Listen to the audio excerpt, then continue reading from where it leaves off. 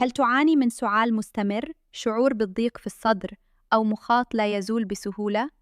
غالباً ما يكون الالتهاب في الشعب الهوائية ناتج عن عدوى فيروسية، تلوث الهواء، التدخين، أو ضعف المناعة.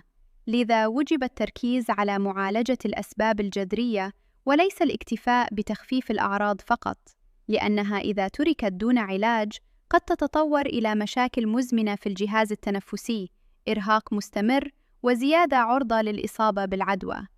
لتحسين صحتك بشكل طبيعي، يمكنك شرب شاي الأعشاب مثل الزعتر أو الزنجبيل، تناول أطعمة غنية بالفيتامين سي، الحفاظ على الترطيب الجيد، وتجنب المهيجات مثل الدخان والهواء البارد.